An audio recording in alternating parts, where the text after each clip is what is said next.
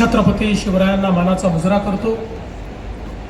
भारतीय राज्यघटनेचे शिल्पकार भारतरत्न डॉक्टर बाबासाहेब आंबेडकर यांना मानवंदना अर्पित करतो। महात्मा ज्योतिबा फुले, क्रांतीज्योती सावित्रीबाई फुले यांनाही नमन करतो आणि ज्यांनी स्त्री शक्तीचा आविष्कार आपल्याला दाखवला त्या आई जिजाऊ माँसाहेब, ताराराणी साहेब आणि पुण्यश्लोक अहिल्यादेवी होळकर यांच्या चरणी नतमस्तक होत आजच्या या महालक्ष्मी सरसच्या उद्घाटन समारोहामध्ये मंचावर उपस्थित असलेले राज्याचे ग्रामविकास मंत्री जयकुमार गोरेजी, कौशल्य विकास मंत्री मंगल प्रभात लोढ़ाजी, ग्रामविकास राज्यमंत्री योगेश कदमजी, मुंबईच्या सन्मान्य महापौर श्रीमती रितू तावडे, आपले या विभागाचे सचिव श्री एकनाथ डवलेजी, श्री निलेश सागर, श्री निखिल कुमार ओसवाल, मंचावरील सर्व मान्यवर, या ठिकाणी मोठ्या संख्येनं उपस्थित असलेल्या आणि फेटा घालून अतिशय रुबाबदार दिसणाऱ्या माझ्या सर्व लाडक्या बहिणी आणि उपस्थित माझ्या भावांनो, मला अतिशय आनंद आहे की महालक्ष्मी सरस या मुंबईमध्ये आयोजित करण्यात आला आणि मी आज त्याला उपस्थित आहे। साधारणपणे 2015 पासून मुंबईमध्ये मी महालक्ष्मी सरसचं आयोजन बघतोय, पण ज्या पद्धतीनं आपले मंत्री जयकुमार गोरेजी आणि ग्रामविकास विभागाने याला एक अतिशय प्रोफेशनल, अतिशय कॉर्पोरेट अशा पद्धतीचं एक लुक दिलेला आहे, मला असं वाटतं की यामुळे निश्चितच आता एखाद्या जागतिक प्रदर्शनाशी ज्याची तुलना होऊ शकेल असा आमचं महालक्ष्मी सरस प्रदर्शन झालेलं आहे, हे म्हणताना मला अतिशय आनंद होतोय। आज आपल्या देशामध्ये नारी शक्तीचा जो काही सन्मान आहे तो करण्याच्या दृष्टीनं आपले माननीय प्रधानमंत्री नरेंद्र मोदीजी यांनी अनेक पावलं उचलली। मोदीजी हे सातत्याने सांगतात, विकसित भारताचं स्वप्न पूर्ण करायचं असेल तर आमच्या देशातली जी नारी शक्ती आहे, या नारी शक्तीचा उपयोग देशाच्या विकासाच्या वाटचालीमध्ये आपल्याला करावा लागेल आणि ज्या क्षणी ही नारी शक्ती मानव संसाधन म्हणून देशाच्या अर्थव्यवस्थेमध्ये सहभागी होईल, त्या क्षणी भारत विकसित होईल। आणि म्हणूनच मोदीजींनी नारी शक्ती सक्षमीकरणाच्या अनेक योजना या ठिकाणी सुरू केल्या।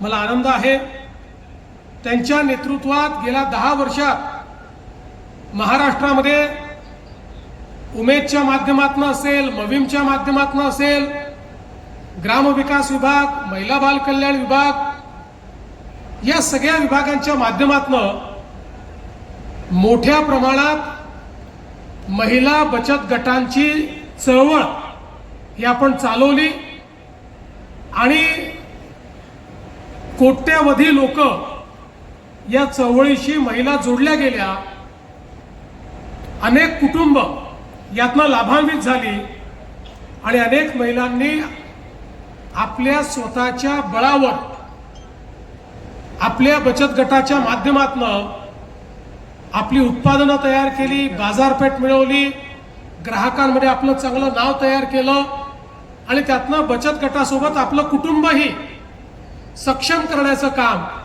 हे माननीय मोदीजींना जे अपेक्षित होतं ते आमच्या महिलांनी करून दाखवलं. आज आपण पाहतोय महालक्ष्मी सरस ही आमच्या बचत गटांना उपलब्ध करून दिलेली बाजारपेठ आहे. कारण इतकं चांगलं दर्जेदार काम, दर्जेदार उत्पादनं ही महिलांनी तयार करायची, पण बाजारपेठेच्या बाबतीत मात्र त्या स्पर्धा करू शकत नाहीत. त्यामुळे आणि त्यातनं आमच्या महिलांना एक हक्काची व्यापारपेठ, बाजारपेठ मिळाली आणि त्यानंतर मात्र आमच्या महिलांना कोणी थांबवू शकलेलं नाही.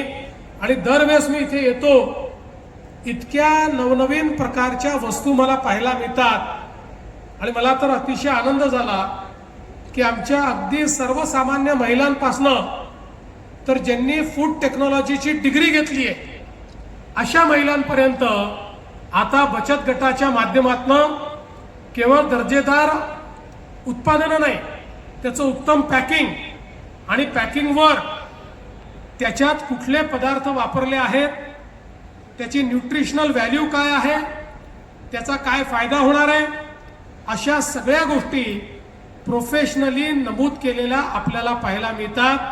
त्यामुळे मला विश्वास आहे की आता कोणाशीही कॉम्पिटिशन करण्याकरता आमची बचत गट तयार आहेत.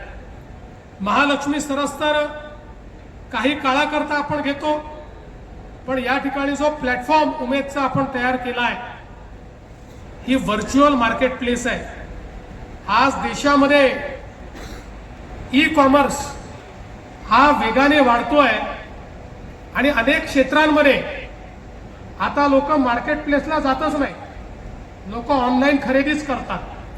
त्यामुळे त्या स्पर्धेमध्ये टिकण्याकरता आपला प्लॅटफॉर्म आज 1000 वस्तू त्या प्लॅटफॉर्मवर आपण आणलेल्या आहेत. ही खरोखर अतिशय आनंदाची गोष्ट आहे.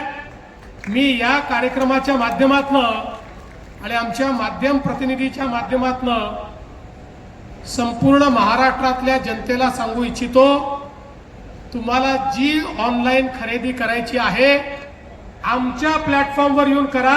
आमच्यापेक्षा दर्जेदार वस्तू तुम्हाला कुठेच मिळणार नाही.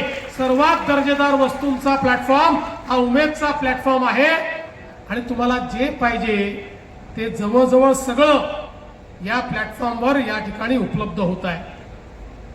आता जयकुमारजींनी सांगितलं, आमच्या डोक्यात होतं की एक परमनंट बाजारपेठ ही आपल्या महिलांना मिळाली पाहिजे आणि म्हणून आता 20 जिल्ह्यांमध्ये उमेद मॉलचं काम आपण सुरू केलंय.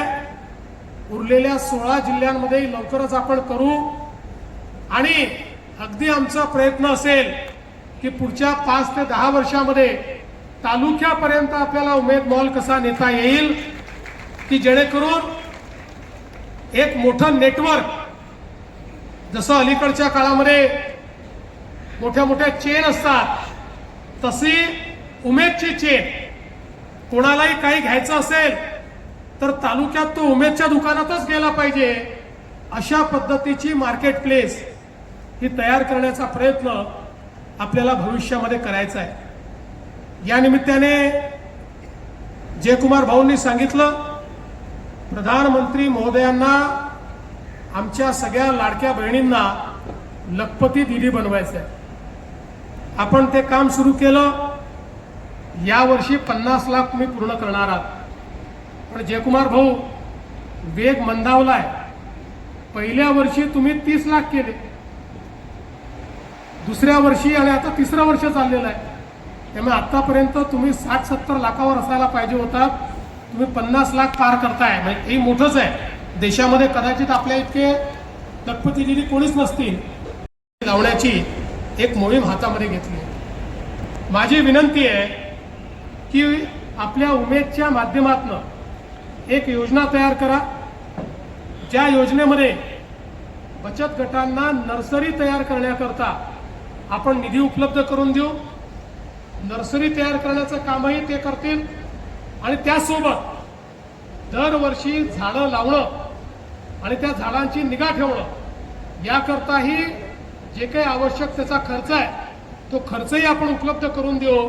त्यामुळे 300 कोटी झाडं जी महाराष्ट्रात लावायची आहेत त्यामध्ये महिला बचत गट या मोठ्या प्रमाणात सहभागी होतील।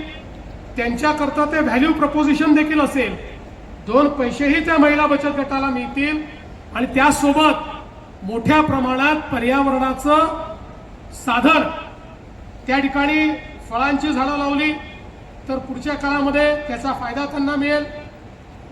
वेगवेगळ्या प्रकारच्या वनस्पती लावल्या तर औषधाकरता त्याचा फायदा मिळेल। त्यामुळे असं एक व्हॅल्यू प्रपोजिशन आपल्याला तयार करायचं आहे। त्यामुळे माझी विनंती आहे जयकुमारजी, तुम्ही आमचे कदम साहेब आणि डवले साहेब बसून या संदर्भातला एक आराखडा तयार करा। राज्य शासनाच्या वतीनं त्याला सगळी मदत ही पुढच्या काळामध्ये आम्ही निश्चितपणे करू। मी आज या ठिकाणी मनापासनं आपल्या सगळ्यांचं अभिनंदन करतो। विशेषतः जयकुमारजीने जे सांगितलं हा आमचा देखील अनुभव आहे।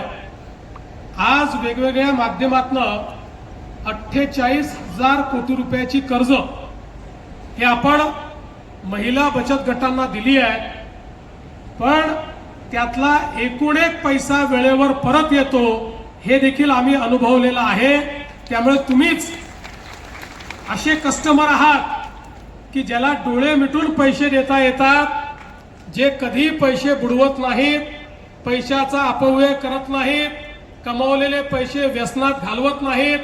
पैशाचा सदुपयोग करणाऱ्या जर कोणी असतील तर समोर बसलेल्या आणि महाराष्ट्रातल्या माझ्या लाडक्या बहिणी आहेत आणि म्हणून यांच्याकरता आम्ही सदैव तुमच्या पाठीशी उभं राहू हा विश्वास तुम्हाला देतो। आणि या चांगल्या कार्यक्रमात आपण मला बोलवलं त्याबद्दल आपले मनापासून आभार मानून माझं बोलणं संपवतो। धन्यवाद।